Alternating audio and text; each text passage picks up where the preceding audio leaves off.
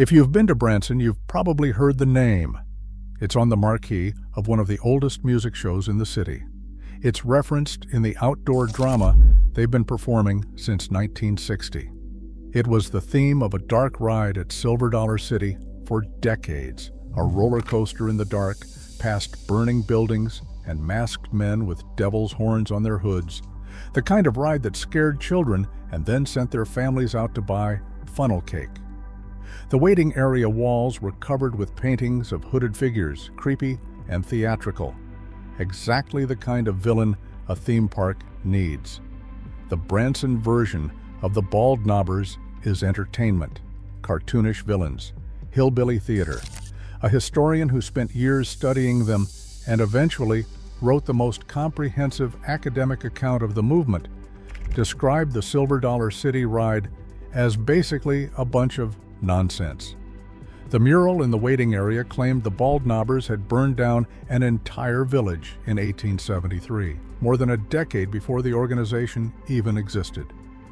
The actual Baldknobbers were something entirely different, a vigilante organization that grew to nearly 1,000 members in a county of only 7,000 people, terrorized an entire region of the Ozarks, murdered people who had the audacity to criticize them publicly, and then, in one of the most overlooked chapters in Missouri history, turned themselves into the government and used legal power to destroy their enemies the same way they had once used masks and ropes and midnight rides through the hills.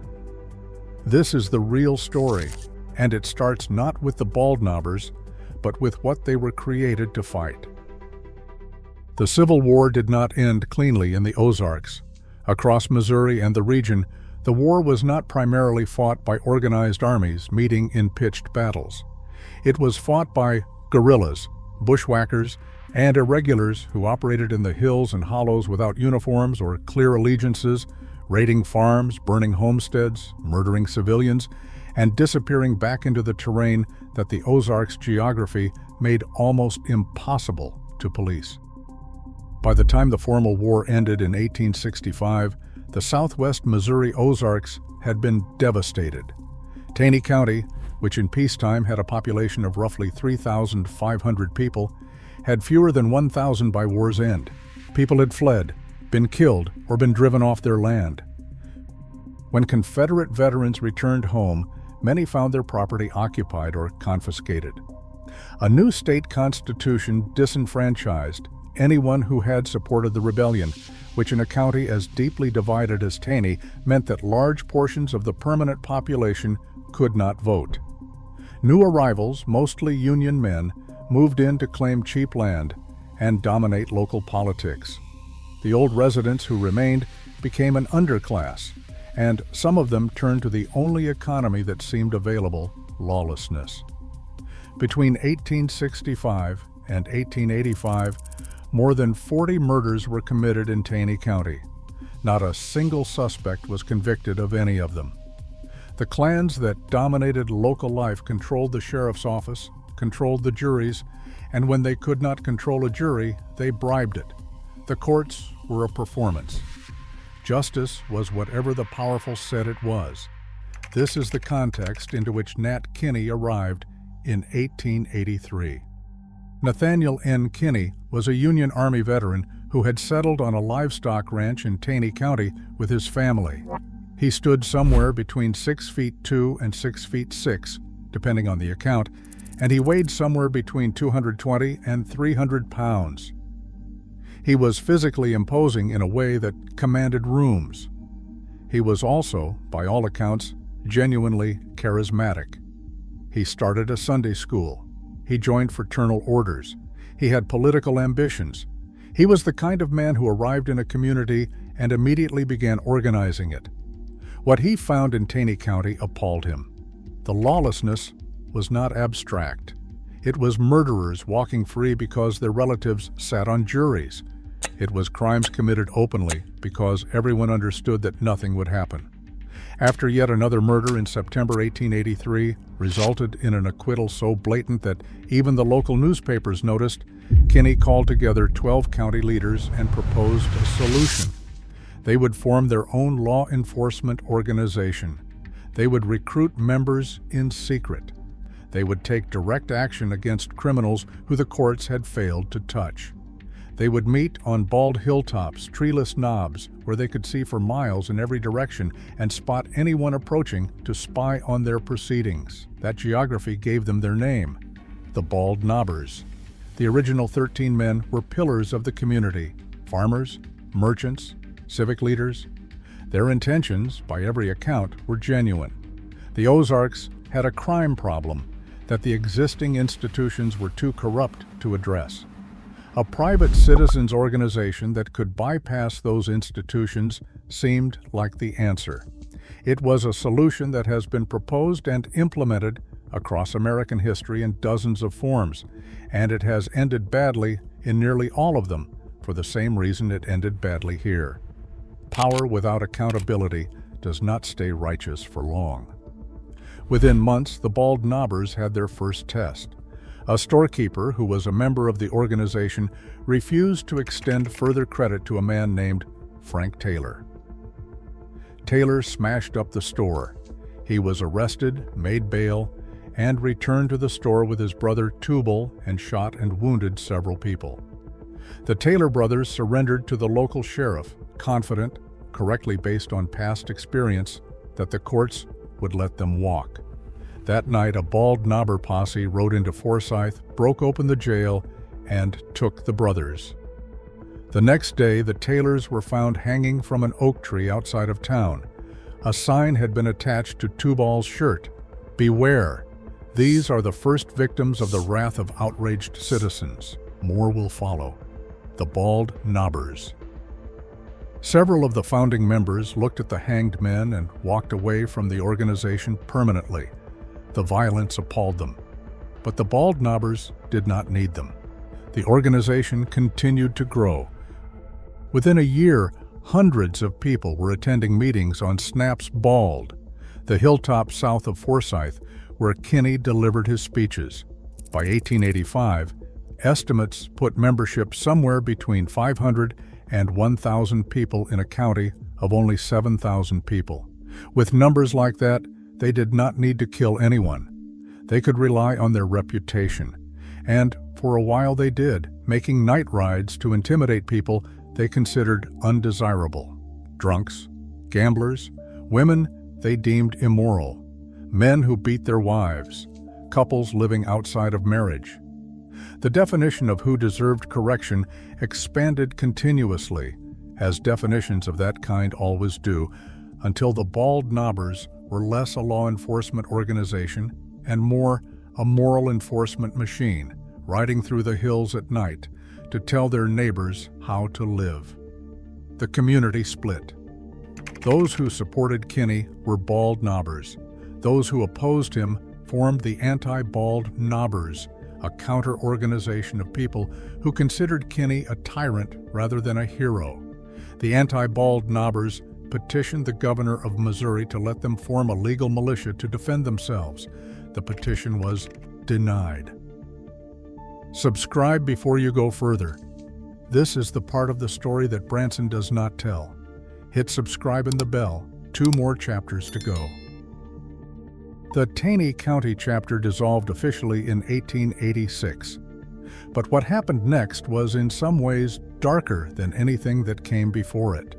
The Baldknobbers didn't lose power. They won an election. The organization's members took over local government, including the sheriff, county offices, and the courthouse, and used the law as a weapon against their enemies in ways that required no masks or midnight rides.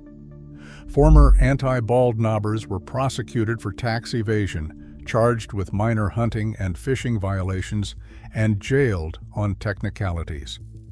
The Vigilantes became, with stunning speed, exactly the kind of corrupt local government they had originally organized to replace. When Nat Kinney shot and killed a 19-year-old opponent, the Baldknobber sheriff cleared him on grounds of self-defense.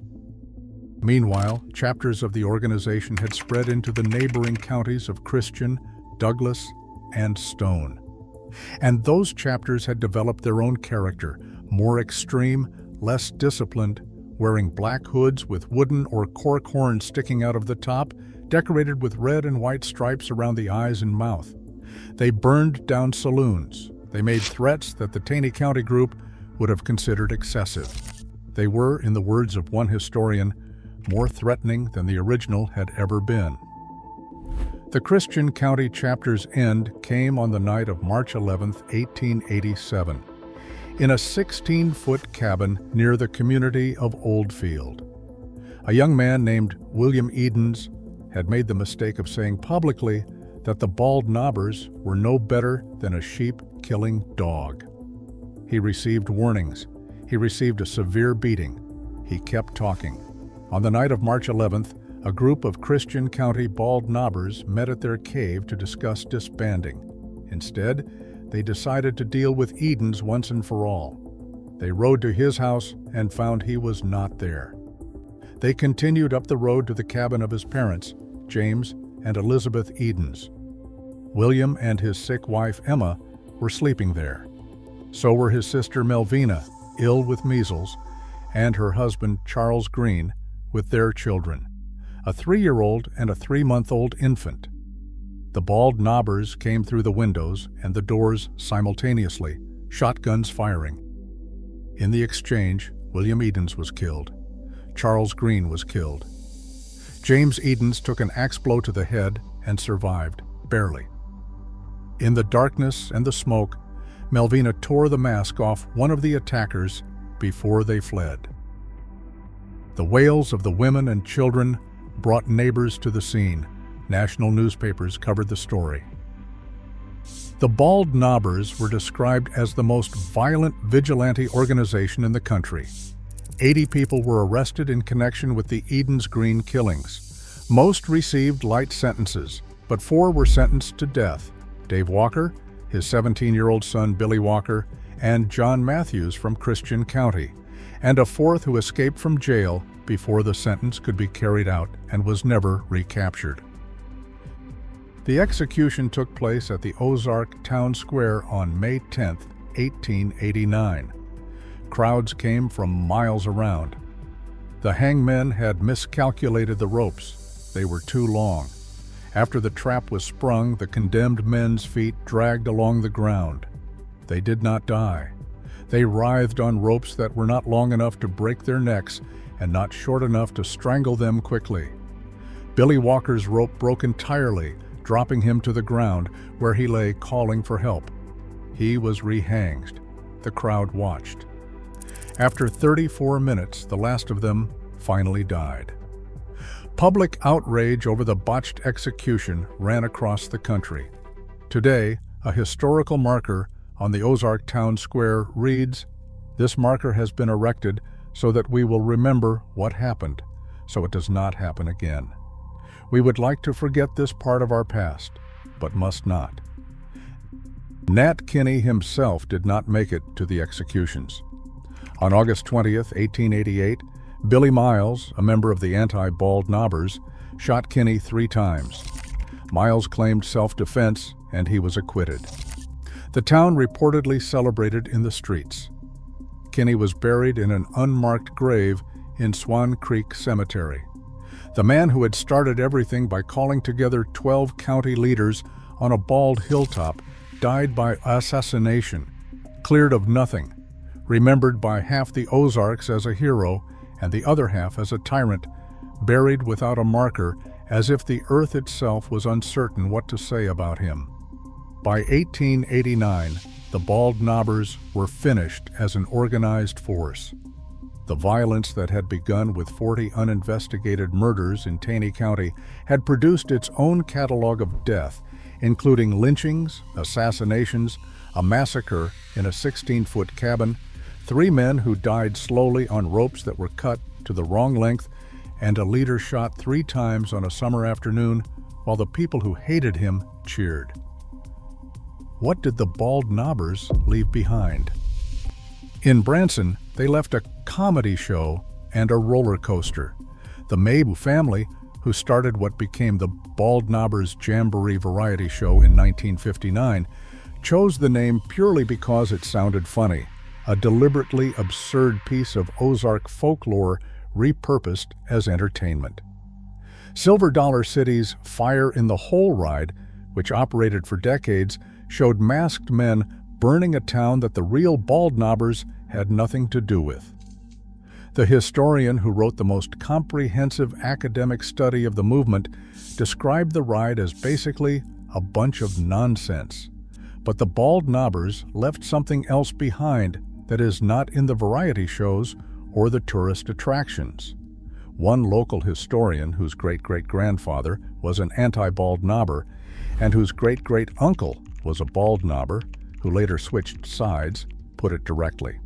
The Baldknobbers, she said, are why people in the Ozarks are distrustful of new people, why a stranger has to earn trust before they are accepted, why Ozark communities have always kept things close and kept outsiders at arm's length. The violence lasted 8 years.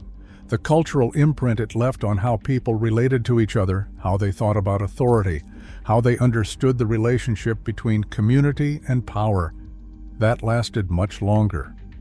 When she was a child, she said, other kids were afraid of the boogeyman. She was afraid of the Baldknobbers because her mother had told her about them. That is the thing about the real story that the Branson version cannot contain. The Baldknobbers did not fail because they were violent.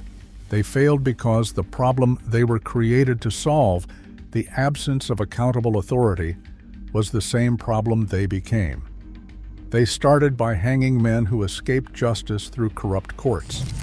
They ended by being the corrupt courts. The masks and the midnight rides and the horns on the hoods were terrifying. But the moment they won the election was the moment the story stopped being about lawlessness and started being about power and what people do with it when no one can take it away. That story is not finished. It never is. Subscribe if you haven't. Hit the bell. Drop a comment. Are you from the Ozarks? And what did you know about the real Baldknobbers before this video? The people who grew up with this history always know more than what made it into the history books.